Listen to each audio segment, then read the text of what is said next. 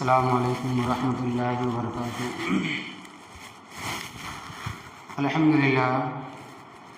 الحمدللہ وکفیٰ وسلام علی عبادہ الذین اصطفیٰ، اما بعد فاعوذ باللہ من الشیطان الرجیم، بسم اللہ الرحمن الرحیم۔ وذکر فإن الذکرى تنفع المؤمنین وما خلقت الجن والانس الا لیعبدون۔ صدق اللہ العظیم۔ سبحان ربک رب العزۃ عما یصفون وسلام علی المرسلین والحمد للہ رب العالمین۔ اللہم صلی علی سیدنا محمد وعلی آل سیدنا محمد وبارک وسلم۔ اللہم صلی علی سیدنا محمد وعلی آل سیدنا محمد وبارک وسلم۔ اللہ تبارک و تعالیٰ نے قرآن کریم میں ارشاد فرمایا، وذکر فإن الذکریٰ تنفع المؤمنین۔ چونکہ پچھلے ہفتے میں یہ باتیں آئی تھی کہ نصیحت کریں۔ نصیحت ایک اعلیٰ چیز ہے، بہت مرتبے والی چیز ہے، اور پند و نصیحت ہر انسان کو کرنی چاہیے، گھر کے اندر ہو، باہر ہو، مسجد کے اندر ہو، مدرسے کے اندر ہو، بڑا چھوٹوں کو نصیحت کرے تو وہ جو نصیحت ہے وہ انسان اگر عمل میں لائے گا تو بتانے والوں کو بھی ثواب ملے گا۔ اور قرآن کریم کی آیت بھی ہے کہ وذکر، آپ نصیحت کیجئے، فإن الذکریٰ تنفع المؤمنین، نصیحت ایمان والوں کو فائدہ دیتی ہے۔ اور حضرت حکیم الامت مولانا اشرف علی تھانوی رحمۃ اللہ علیہ فرماتے ہیں کہ انسان کو نصیحت وہ چیز کرنی چاہیے، انسان کو نصیحت وہ چیز کرنی چاہیے، نصیحت کرنے والوں کے اندر جس چیز کی خامی ہے، جس چیز کی غلطی ہے، کوتاہی ہے، اسی کے اوپر اس کو بتانا چاہیے، تاکہ یہ خود بھی عمل کرنے کا مستحق ہو جائے کہ میں جو لوگوں کو بتا رہا ہوں پہلے میں خود عمل کر لوں۔ تو اس وجہ سے ہے کہ قرآن کریم میں کہ وذکر فإن الذکریٰ تنفع المؤمنین، کہ نصیحت کیجئے کہ نصیحت ایمان والوں کو فائدہ دیتی ہے۔ ایک شخص ایک بزرگ کے پاس آئے اور کہنے لگے کہ آپ مجھے نصیحت کریں۔ تو انہوں نے نصیحت کی کہ بیٹا اللہ تبارک و تعالیٰ کی نافرمانی نہ کرو، اللہ تبارک و تعالیٰ کی نافرمانی نہ کرو۔ تو وہ کہنے لگے کہ بھئی ہم انسان ہیں، انسان سے غلطی ہو جاتی ہے، تو پھر کیا کریں، کوئی ایسی نصیحت کرے جو آسان ہو۔ تو کہنے لگے کہ پھر ایسی جگہ جا کر نافرمانی کرو جہاں خدا نہ دیکھ رہا ہو۔ تو وہ آنے والا کہنے لگا کہ بھی خدا تو ہر جگہ موجود ہے، خدا کہاں نہیں ہے جو خدا نہ دیکھیں، وہ تو ہر جگہ موجود ہے، یہ بڑا مشکل کام ہے، ذرا اور اس سے آسان نصیحت کریں۔ فرمایا کہ پھر اللہ تبارک و تعالیٰ کی روزی کھانا چھوڑ دو۔ کہنے لگے کہ اگر کھائیں گے نہیں تو زندہ کیسے رہیں گے؟ کہنے لگے کہ اسی خدا کی نافرمانی کرو، اسی کی روزی کھاتے ہو اور اسی کی نافرمانی کرتے ہو۔ کہنے لگے کہ یہ بھی نہیں ہو سکتا، اور زیادہ آسان ذرا نصیحت کریں۔ تو کہنے لگے کہ اللہ تبارک و تعالیٰ کی زمین اور آسمان سے باہر نکل جاؤ۔ کہنے لگے کہ یہ کیسے ہو سکتا ہے؟ قرآن کریم میں ہے کہ فَانفُذُوا لَا تَنفُذُونَ إِلَّا بِسُلْطَانٍ، کہ اگر تمہارے اندر طاقت ہے تو اللہ تبارک و تعالیٰ کے زمین و آسمان کے اندر سے نکل جاؤ، مگر خود ہی اللہ تبارک و تعالیٰ نے فرمایا کہ تم نکل بھی نہیں سکتے۔ جب نکل نہیں سکتے تو پھر نافرمانی کرنا چھوڑ دو۔ جب زمین خدا کی ہے، آسمان خدا کا ہے، تو پھر اللہ تبارک و تعالیٰ کی نافرمانی کیوں کرتے ہو؟ کہنے لگے کہ یہ بھی بڑا مشکل ہے، ذرا اور آسان۔ تو فرمانے لگے کہ جب تمہارے پاس موت کے وقت منکر نکیر آئے تو ذرا اس کو کہہ دینا، اکڑ جانا، بھی میں نہیں جاتا ہوں تمہارے ساتھ میں، میری موت کا وقت ابھی نہیں آیا ہے۔ تو کہنے لگے کہ اس کے سامنے کون ٹک پایا ہے؟ نہ کوئی بادشاہ، نہ کوئی فقیر، نہ کوئی امیر، نہ کوئی غریب، نہ کوئی نبی، نہ کوئی شہداء، نہ کوئی صحابہ۔ بڑے بڑے دنیا کے اندر بادشاہ ہے، مگر موت کے سامنے کون ٹک پایا؟ ملک الموت کے سامنے تو کون ٹک پایا ہے؟ تو کہنے لگے کہ بھی جب اللہ تبارک و تعالیٰ کا رزق کھاتے ہو، اللہ تبارک و تعالیٰ کی زمین ہے، اللہ تبارک و تعالیٰ کا آسمان ہے، پھر اللہ تبارک و تعالیٰ کی نافرمانی کرنا چھوڑ دو۔ تو اس صحیح معنوں میں وہی شخص متقی ہے جو اللہ تبارک و تعالیٰ کی نافرمانی نہیں کرتا۔ کہنے لگا کہ بھی اور آسان کر دے، تو کہتے ہیں کہ جب مر جاؤ تو قبر میں جا کر منکر نکیر کو مت آنے دو اپنے سامنے۔ کہتا ہے کہ وہ کیسے ہو سکتا ہے؟ فرمایا کہ جب اتنا کام تم سے نہیں ہو سکتا، اتنا کام تم سے نہیں ہو سکتا، تو ایک ہی کام کرو نا، خدا کی نافرمانی کرنا چھوڑ دو۔ اتنے سارے کاموں کو چھوڑ کے ایک ہی کام کرو، خدا کی نافرمانی کرنا چھوڑ دو۔ یہ بہت بڑی نصیحت ہے، یہ جو پندو نصیحت ہے بہت بڑی نصیحت ہے۔ اور نصیحت ایک ایسی چیز ہے کہ دیکھیں کہ ہر انسان کو فائدہ دیتی ہے۔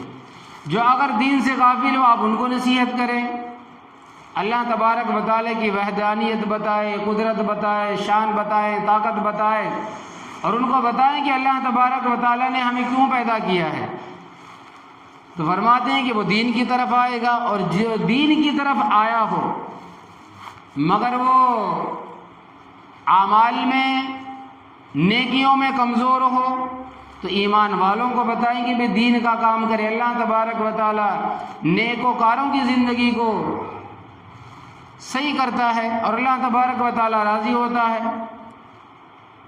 اور کوئی بھی یہ دعویٰ نہیں کر سکتا کہ مجھے نصیحت کی ضرورت نہیں ہے۔ کوئی انسان یہ دعویٰ نہیں کر سکتا کہ مجھے نصیحت کی ضرورت نہیں ہے۔ اس وجہ سے ہر انسان کو نصیحت کی ضرورت ہے۔ انبیاء کرام علیہ الصلاۃ والسلام سے اگر کوئی خدا نہ خواستہ بھول ہو جاتی تھی، خدا نہ خواستہ کچھ بھول ہو جاتی تھی، تو اللہ تبارک و تعالیٰ نصیحت کرتے تھے۔ نبی کریم صلی اللہ علیہ وسلم کو اللہ تبارک و تعالیٰ نے نصیحت کی۔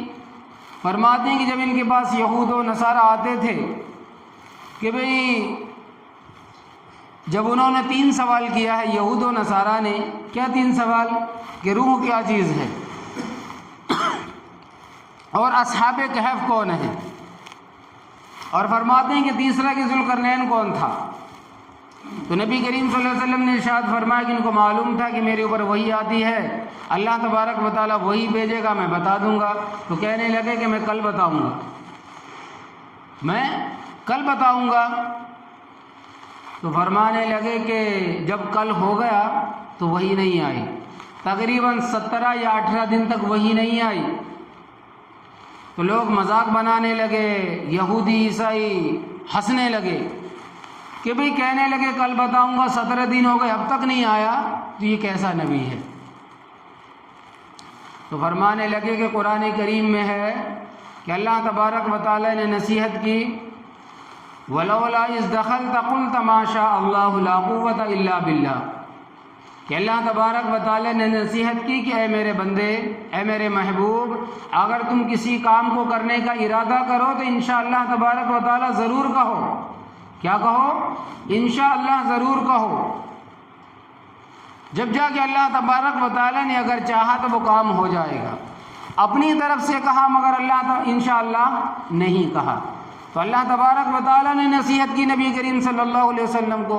تو دنیا کا ایسا کون سا انسان ہے جن کو نصیحت کی ضرورت نہیں ہے؟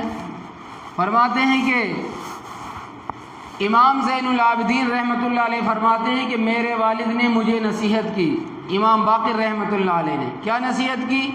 کہ بیٹے چند شخصوں کے ساتھ میں دوستی نہیں کرنا۔ یہ بہت بڑی نصیحت ہے کہ چند شخصوں کے ساتھ میں دوستی نہ کرنا۔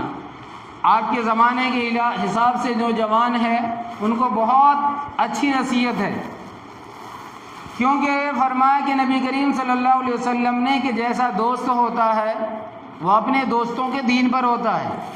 دوست اچھا ہوگا وہ اس کا اخلاق بھی اچھا ہوگا، اگر اس کا دوست اچھا نہیں ہے تو سامنے والے کا اخلاق بھی اچھا نہیں ہے۔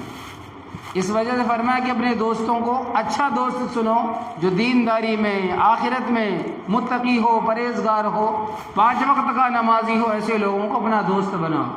تو فرمانے لگے کہ چند شخصوں کے ساتھ میں دوستی نہ کرنا۔ فرمانے لگے کہ یا ابتی، اے میرے والد، وہ کون سے؟ فرمانے لگے کہ سب سے پہلے پاگلوں کے ساتھ میں دوستی نہ کرنا، سب سے پہلے پاگلوں کے ساتھ میں دوستی نہ کرنا، پاگلوں کے ساتھ میں اگر دوستی کرو گے تو وہ تمہارا فائدہ پہنچانا چاہے گا اپنی طرف سے، تمہیں فائدہ پہنچانا چاہے گا مگر نقصان کر بیٹھے گا، مگر نقصان کر بیٹھے گا۔ کتابوں میں ایک واقعہ بڑا مشہور لکھا ہے کہ ایک شخص نے ایک ریچھ پالا ہوا تھا، بھالو پالا ہوا تھا۔ ایک شخص نے ریچھ بھالو پالا ہوا تھا، اور انہوں نے کیا کیا تھا کہ گرمی کے دنوں میں ریچھ کو پنکھا کرنا سکھایا تھا۔ پرانے زمانے میں یہ پنکھے نہیں ہوتے تھے، وہ ہاتھ کا پنکھا ہوتا تھا، اس سے لوگ ہوا کرتے تھے گرمی کے دنوں میں۔ بڑا سارا پنکھا لا کے دیا تھا اس ریچھ کو کہ میں دوپہر میں جب سو جاتا ہوں بہت گرمی ہوتی ہے، تو یہ ریچھ جو ہے وہ پنکھا کرتا ہے۔ تو لوگوں نے کہا بھی کہ بھئی یہ جانور ہے، عقل نہیں ہے، اس کو یہ کام نہ بتلاؤ، یہ کام نہ سکھاؤ۔ تو کہنے لگے کہ میں نے اس کو پالا ہے اور میں اس کو اپنے ساتھ رکھتا ہوں، میں نے اس کو سکھا دیا ہے، بس سکھا دیا ہے، مجھے فائدہ ہوتا ہے بس۔ تو کہتے ہیں کہ ایک دن وہ شخص سویا ہوا تھا اور ریچھ پنکھا کر رہا تھا، جو بھالو ہے وہ پنکھا کر رہا تھا۔ اب گرمی کے دنوں میں آپ دیکھیں کہ چہرے کے اوپر جو پسینہ آتا ہے اور نمکین نمکین چہرہ ہو جاتا ہے، تو مکھی آ کر اٹھ کے چہرے پہ بیٹھی، سونے والے کے چہرے پہ آ کے مکھی بیٹھی۔ اب وہ بھالو کیا کرتا تھا، ادھر سے اڑائے تو مکھی وہاں جا کے بیٹھتی، پھر تھوڑی دیر کے بعد آ کے مکھی پھر دوبارہ اس کے چہرے پہ آ کے بیٹھ جاتی تھی۔ اب بھالو پھر اڑاتا، پھر مکھی آ کر بیٹھ جاتی۔ اب بھالو تو ہو گیا پریشان، میں مکھی کو بھگا رہا مگر مکھی نہیں بھاگ رہی، کیونکہ نمکین نمکین چہرہ ہے، مکھی بھاگتی نہیں ہے۔ ایک مٹھائی کے دکان سے مکھی نہیں بھاگتی، ایک نمکین چہرے والے کے چہرے سے مکھی نہیں بھاگتی۔ بھالو بھی بہت پریشان ہو گیا مکھی بھگا بھگا کے۔ کہتے ہیں کہ وہ غصے میں آ کے بھالو کیا کیا، ایسا پتھر اٹھا کے لایا، بڑا پتھر سامنے رکھا تھا کہیں دور، اٹھا کے لایا کہ میں کیا کرتا ہوں، آج مکھی کو ہی چور کر دیتا ہوں، مار کے ختم ہی کر دیتا ہوں۔ مگر اس کو کیا معلوم کہ آگے کیا ہونے والا ہے۔ کہتے ہیں کہ وہ یہ سارا پتھر اٹھا کے لایا اور جو اٹھا کے جو مارا کہ میں مکھی کو مارتا ہوں، بیچاری مکھی تو اڑ گئی اپنی جگہ سے، مکھی جو تھی وہ اپنی جگہ سے اڑ گئی، مگر اپنے مالک کا جو دماغ ہے، جو پورا چہرہ ہے، اس کا کچمبر بنا دیا۔ اب اتنا بڑا سارا پتھر اگر چہرے پہ مارے تو چہرہ کہاں بچنے والا ہے۔ تو اس وجہ سے فرمایا کہ پاگلوں سے دوستی نہیں کرنا ہے، اگر کرو گے اپنی طرف سے وہ تمہیں فائدہ پہنچانا چاہے گا مگر نقصان کر بیٹھے گا۔ اور کتنا بڑا نقصان کر بیٹھا اپنے مالک کا، زندگی اس کی ختم کر دی، تھوڑے کی خاطر پوری زندگی ختم۔ اس وجہ سے پاگلوں سے دوستی نہیں کرنا۔ اور دوسرا فرمایا کہ میرے بیٹے جھوٹوں سے دوستی نہ کرنا، جو جھوٹے لوگ ہیں ان سے دوستی نہ کرنا، کیونکہ جھوٹ ایک ایسی چیز ہے کہ انسان کو کبھی بھی کہیں بھی دھوکہ دے جائے گا۔ آپ جھوٹے سے دوستی کریں گے، ایک نوالے کے خاطر، ایک لقمے کی خاطر آپ کو دھوکہ دے دے گا۔ کیا کر دے گا؟ آپ کو دھوکہ دے دے گا۔ اور علماء کرام فرماتے ہیں اگر اپنے بچے کی آپ تربیت کرنا چاہتے ہیں، نیک بنانا چاہتے ہیں، وقت کا ولی بنانا چاہتے ہیں، تو 3 باتیں آپ اپنے بچوں کے اوپر ڈالیں، وہ تربیت کا نچوڑ ہے۔ ہزارہ کتابیں جو آپ پڑھتے رہتے ہیں تربیت اولاد کے بارے میں کہ اپنی تربیت کر لوں گا میں اپنی اولاد کی، فرمایا کہ صرف 3 باتیں اپنے بچوں کو آپ سکھا دیں، وہ بچہ اپنے زمانے کا وقت کا ولی ہوگا۔ فرماتے ہیں کہ وہ کون سی 3 باتیں؟ فرمایا کہ سب سے پہلا یہ کہ اپنے بچوں سے سچ کا عہد لینا، اپنے بچوں کو کہنا کہ بیٹا کچھ بھی ہو جائے مگر جھوٹ نہیں بولنا ہے، زندگی کچھ سے کچھ ہو جائے مگر جھوٹ نہیں بولنا ہے، سچ ہی بولنا ہر حال میں، کیسا بھی ہو، کیسے بھی حالت آ جائے سچ ہی بولنا، جھوٹ نہیں بولنا ہے۔ دوسرا فرمایا کہ اپنے بچوں کو 5 وقت کا نمازی بناؤ، اپنے بچوں کو 5 وقت کا نمازی بناؤ، اس سے عہد لو کہ بیٹا کچھ بھی ہو جائے مگر نماز نہیں چھوڑنی ہے۔ بچہ اگر کہہ دے کہ ہوم ورک نہیں کیا ہے، نیند پوری نہیں ہوئی ہے، میں رات بھر جاگ رہا تھا، میں فلاں کام پہ گیا تھا، تھوڑی دیر کے بعد پڑھ لوں گا، ابھی سونے دو، نہیں، پہلے نماز پڑھو، اس کے بعد میں آپ کچھ بھی کریں۔ بچہ بڑا سے بڑا نقصان کر دے، آپ ان کو معاف کر دیں، مگر اگر نماز چھوڑ دیں تو قطعی معاف نہ کرے، ان کو بالکل بھی معاف نہ کرے۔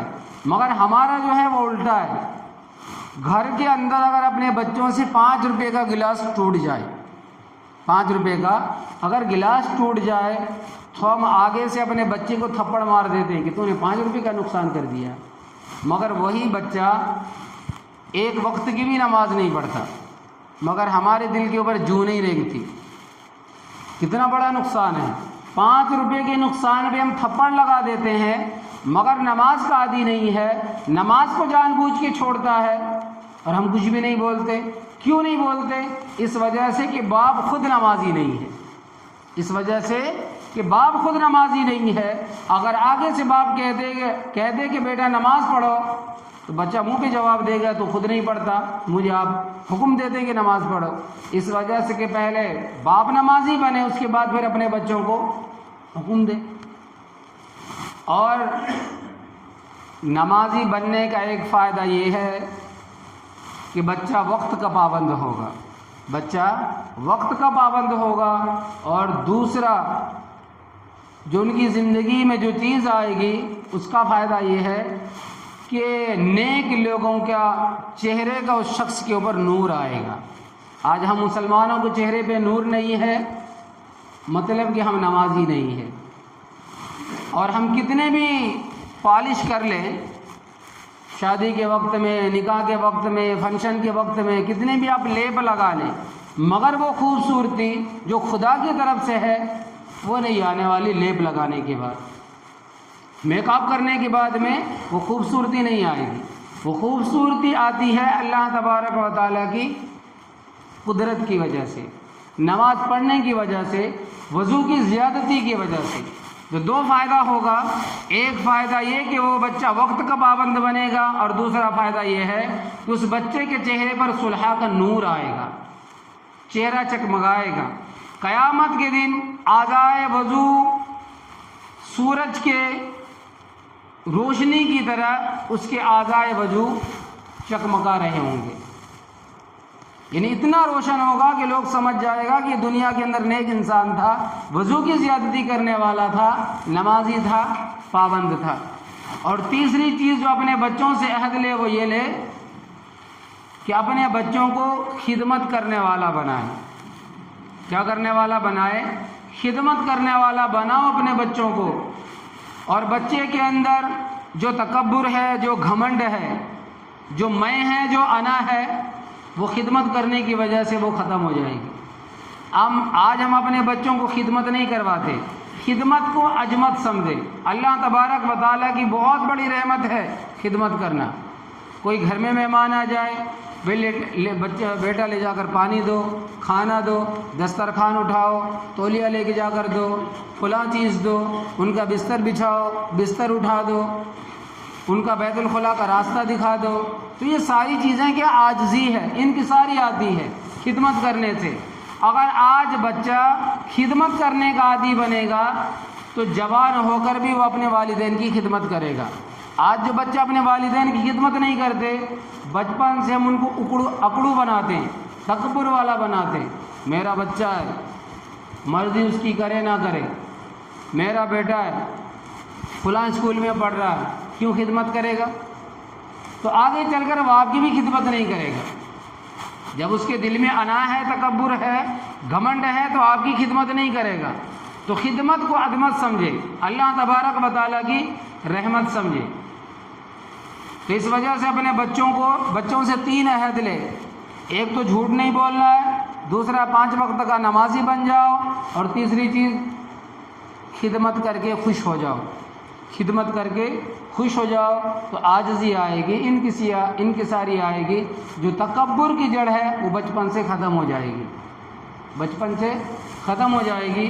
اور جو جھوٹ کی بات ہے فرماتے ہیں کہ دیکھنے میں بڑا ایسا دکھتا ہے کہ مجھے فائدہ ہوگا مگر جھوٹ بولنے سے بڑا نقصان ہوتا ہے، اور ہم یہ سمجھتے ہیں کہ جھوٹ بولنے سے سچ بولنے سے نقصان ہو جائے گا مگر بہت بڑا فائدہ سچ بولنے میں۔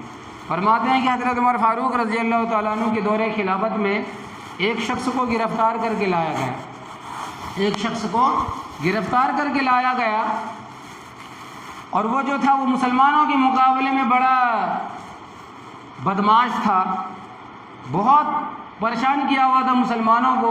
تو جب اس کو قید کر کے لایا گیا اور حضرت عمر فاروق رضی اللہ تعالیٰ عنہ فرمانے لگے کہ اس کو قتل کر دو، بہت پریشان کیا ہوا انہوں نے مسلمانوں کو، تو وہ بہت ذرا غمزدہ تھا، پریشان تھا، جلاد کو بھی بلا لیا ہے۔ تو حضرت عمر فاروق رضی اللہ تعالیٰ عنہ فرمانے لگے کہ تیرے چہرے پہ بڑا غمزدہ چہرہ دکھ رہا ہے، کیا بات ہے؟ تو کہنے لگے کہ مجھے پیاس لگی ہے۔ کیا لگی ہے؟ مجھے پیاس لگی ہے، آپ مجھے پانی پلا دیں۔ کہنے لگے کہ ٹھیک ہے بھی پانی لا کر دو۔ جب وہ گلاس ہاتھ میں لیا، پانی پیتا نہیں ہے، پانی پی نہیں رہا تھا، بڑا چالاک بچہ تھا، بڑا چالاک نوجوان تھا، اب وہ پانی پیتا نہیں ہے۔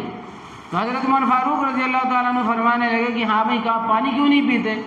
کہنے لگے کہ مجھے ڈر لگ رہا ہے، کہیں میں پانی پینے لگوں تو مجھے گردن اڑانے کی اجازت دے دو، تو اس وجہ سے میں پانی نہیں پی رہا ہوں۔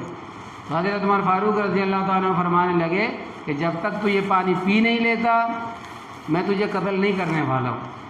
اب وہ بڑا چالاک نوجوان تھا، اس نے پانی زمین پہ پھینک دیا۔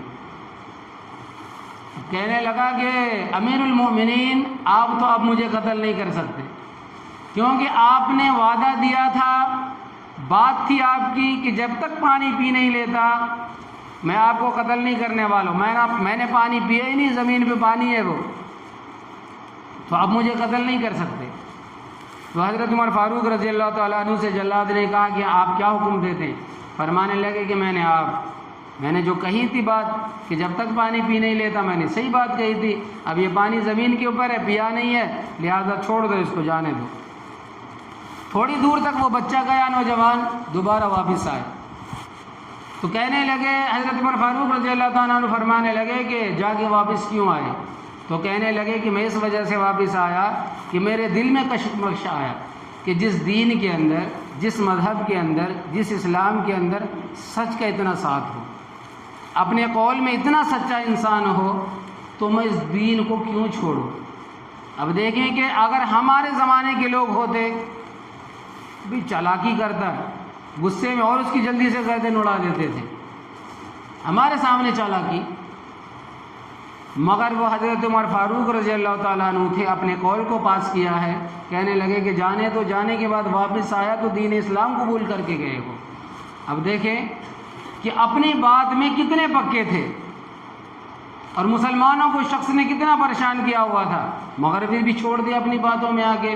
کہتے ہیں کہ وہ بچہ اتنا چالاک تھا، اتنا نوجوان چالاک تھا کہ مسلمان ہونے کے بعد میں حضرت عمر فاروق رضی اللہ تعالیٰ عنہ دین کے معاملے میں ان سے مشورے لیتے تھے کہ یہ کام کیسا ہوگا، یہ کام کیسا ہوگا، فلاں کام کیسا ہوگا۔ اب دیکھیں کہ وہ بچہ اتنا چالاک تھا، مگر ایک سچ کی وجہ سے وہ شخص ایمان لے کے آیا، اپنے قول میں، اپنے قول پہ اڑ جانے کی وجہ سے مسلمان ہوئے۔ مگر ہمارا کیا معاملہ ہے؟ صبح ایک وعدہ کرتے ہیں، شام کو 100 توڑ دیتے ہیں۔ جو صبح وعدہ کرتے ہیں اپنے وعدے ہی یاد نہیں رہتا کہ ہم نے کیا وعدہ کیا کس سے کل۔ فرمایا نبی کریم صلی اللہ علیہ وسلم نے کہ مسلمان سب کچھ ہو سکتا ہے، مسلمان سب کچھ ہو سکتا ہے مگر جھوٹا نہیں ہو سکتا، مگر جھوٹا نہیں ہو سکتا۔ اس وجہ سے کہ اپنے بچوں سے عہد لے 3 چیزوں کا، سچ کا عہد لینا، 5 وقت کا نماز کا عادی بنانا، اور خدمت لینا۔ اور آگے جو اصل بات ہے نصیحت کے بارے میں، پند و نصیحت، فرماتے ہیں کہ حضرت لقمان حکیم رحمۃ اللہ علیہ، یا پھر انبیاء بھی تھے یا ولی تھے، قرآن کریم میں ان کا ذکر ہے، فرماتے ہیں کہ انہوں نے اپنے بیٹوں کو 4000 یا 6000 نصیحتیں کی تھی۔ کتنے؟ 4000 یا 6000 نصیحتیں کی تھی، مگر فرماتے ہیں کہ ان 4000 میں سے صرف 4 کو چن کے نکالا ہے، 1000 میں سے ایک نصیحت کو، فرماتے ہیں کہ بیٹے میں نے تمہیں 4000 نصیحتیں کی ہے، مگر 4000 میں سے 4 کو نکالا چن کے، اس پر عمل پیرا ہونا۔ تو فرمانے لگی کہ یا ابتی، اے والد وہ کون سے نصیحت؟ فرمایا کہ احفظ 40 فی 40، 4 جگہوں پہ 4 چیز کی حفاظت کرنا، 4 جگہوں پہ 4 چیز کی حفاظت کرنا تمہاری زندگی کا لب لباب ہے۔ اگر تم نے ان چیزوں کی حفاظت کر لی تو سمجھ لو کہ جنت تمہارے لیے انتظار میں ہے، جنت تمہارے انتظار میں ہے۔ تو فرمانے لگے کہ والد وہ کون سے نصیحت؟ فرمانے لگے کہ 4 جگہوں پہ 4 چیز کی حفاظت کرنا۔ پہلا فرمایا کہ احفظ عینہ کا فی بیوت الناس، جب تم کسی کے گھر میں جاؤ تو اپنی آنکھوں کی حفاظت کرنا، جب تم کسی کے گھر میں جاؤ تو اپنے آنکھوں کی حفاظت کرنا۔ اور یہ جو بد نظری ہے، نگاہ کی جو گناہ ہے، کبیرہ گناہ ہے۔ کون سا گناہ؟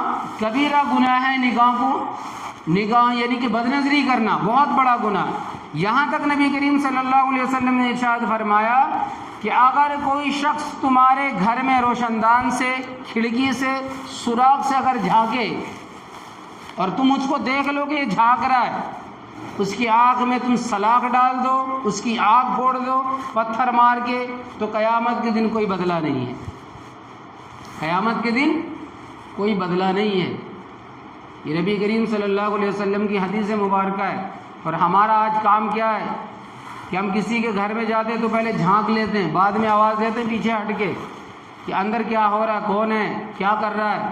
فرمایا کہ اگر گردن بھی اڑا دے تو بھی کوئی معاوضہ نہیں ہے، آنکھ پھوڑ دے تو کوئی بھی اس کا بدلہ نہیں ہے شریعت کے حساب سے۔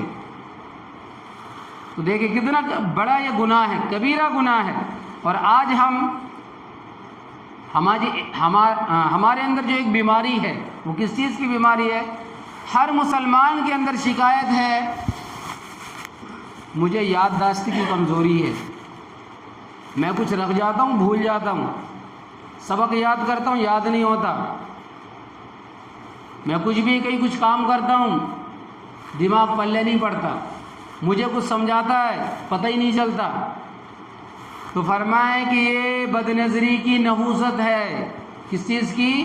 بد نظری کی نحوست ہے کہ انسان کو سبق یاد نہیں رہتا، رکھا ہوا بھول جاتا ہے۔ اور ہمیں اتنے ذہندار ہے، کوئی کام اگر اور ادر کا کرے تو وہ یاد رہتا ہے، مگر آپ ایک آیت سیکھنے کے لیے بیٹھ جائیں، رٹ کے صبح سے شام ہو جائے، ایک آیت نہیں رٹتی، زبان بھی نہیں بیٹھتی، کیونکہ خدا کا کلام ہے، روشن چیز ہے، اور روشن دل میں آتی ہے، روشن دماغ میں آتا ہے۔ جس کا دل اندھیرا ہو، دماغ اندھیرا ہو، آنکھ خیانت کرنے والا ہو، تو اللہ تبارک و تعالیٰ کی آیت نہ دل میں نہ دماغ میں بیٹھتی ہے۔ کتنے انسان ایسے ہیں کہ 70 سال ہو گئے نماز پڑھتے پڑھتے، 60 سال ہو گئے نماز پڑھتے پڑھتے امام کے پیچھے، مگر پھر بھی سورہ فاتحہ اس طرح یاد نہیں جس طرح امام پڑھتا ہے، سورہ فاتحہ اس طرح یاد نہیں جیسا امام پڑھتا ہے۔ 70 سال ہو گئے پڑھتے پڑھتے۔ اگر ایک آیت پوچھ لیا جائے، 2 آیتیں پوچھ لی جائے کہ سورہ فاتحہ پڑھ کے بتاؤ، 70 سال ہو گئے نماز پڑھتے پڑھتے، مگر سورہ فاتحہ نہیں معلوم جیسا امام پڑھتا ہے۔ ہاں اگر کوئی نیا گانا آ جائے تو وہ ریلیز ہونے سے پہلے دماغ میں بیٹھ جاتا ہے، وہ فلم آتی بھی نہیں ہے مگر گانا پہلے سے۔ چھوٹے بچوں کو آپ دکھا دیں، 3-4 سال کے بچوں کو، وہ بھی وہی گانا گاتا ہے، بڈھا بھی وہی گاتا ہے، جوان بھی وہی گاتا ہے، عورتیں بھی وہی گاتی ہے، بڑھیا بھی وہی گاتی ہے۔ وہ کیسے بیٹھ جاتا ہے دماغ میں؟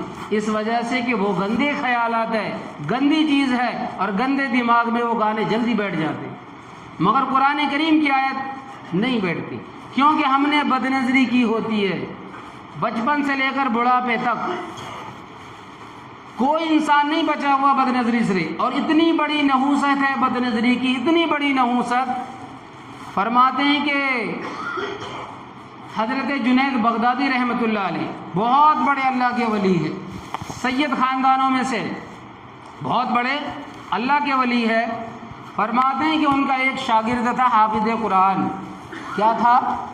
حافظ قرآن۔ کہتے ہیں کہ وہ ان کے ساتھ میں ایک مرتبہ راستے میں سے جا رہا تھا ایک عیسائی لڑکے کے اوپر، لڑکی نہیں لڑکے کے اوپر ان کی نظر پڑی، نوجوان بڑا خوبصورت. تو وہ بچہ نوجوان کہنے لگا، وہ حافظ قرآن جنید بغدادی رحمۃ اللہ علیہ سے، کہ اللہ تبارک و تعالیٰ قیامت کے دن اس خوبصورت لڑکے کو بھی جہنم میں ڈالے گا، اس خوبصورت لڑکے کو بھی اللہ تبارک و تعالیٰ کے جہنم میں ڈالے گا. تو حضرت جنید بغدادی رحمۃ اللہ علیہ فرمانے لگے کہ بیٹے تو نے بدنظری کی ہے، غلط نگاہ ڈالی ہے لڑکے کے اوپر، اللہ تبارک و تعالیٰ سے توبہ استغفار کرو. تو کہنے لگے نہیں، خالی میں نے یوں ہی پوچھ لیا آپ سے، خالی میں نے آپ سے یوں ہی پوچھ لیا ہے، بدنظری نہیں کی ہے. تو کہنے لگے کہ انہوں نے اللہ تبارک و تعالیٰ سے توبہ استغفار نہیں کیا. 20 سال کے بعد وہ بچہ قرآن کو بھول گیا اس نحوست کی وجہ سے. حافظ قرآن تھا، جنید بغدادی رحمۃ اللہ علیہ کے شاگرد، 20 سال کے بعد قرآن کریم کو بھول گیا ہے. اب کتنی بڑی نحوست ہے بدنظری کی. اور آج ہم دیکھیں، اگر بستر سے اٹھے باہر نکلے تو سامنے غلط نظر، بس اسٹینڈ پہ جائے تو غلط نظر، اسکول میں جائے تو کلاس میں بدنظری، گھر میں جا کر سو جائے تو موبائل میں بدنظری. اب دیکھیں کہ ہم موبائل میں کیا نہیں دیکھتے. تو یہ نظر کی حفاظت بہت بڑی چیز ہے. تو کیا فرمایا حضرت لقمان علیہ السلام نے اپنے بیٹے سے سب سے پہلی نصیحت، احفظ عینیک فی مجالس الناس، کہ اے بیٹے جب تم کسی کے گھر میں جاؤ تو اپنی آنکھوں کی حفاظت کرنا. اور آنکھوں کی حفاظت بہت اچھی چیز ہے اور انسان کرے بھی، کیونکہ قیامت کے دن اللہ تبارک و تعالیٰ ایک ایک نعمت کے بارے میں پوچھے گا. آنکھ کی بھی بہت بڑی نعمت ہے. اگر ہم نے بدنظری کی، فرمایا کہ اللہ تبارک و تعالیٰ نے جو یہ نعمت دی ہے، اگر ہم نے آج بدنظری کی تو مریں گے ہم اپنی آنکھ لے کر، مگر قیامت کے دن اللہ تبارک و تعالیٰ اٹھائے گا حشر کے میدان میں تو ہم اندھے اٹھائے جائیں گے. اگر ہم نے بدنظری کی ہے تو اندھے اٹھائے جائیں گے، آنکھ نہیں ہوگی.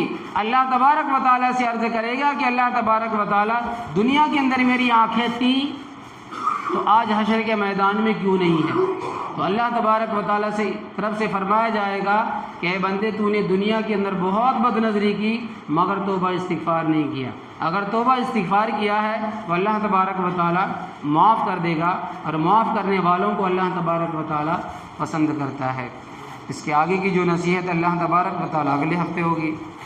جس حضرات نے سنت نہیں پڑھی سنت پڑھ لیجیے.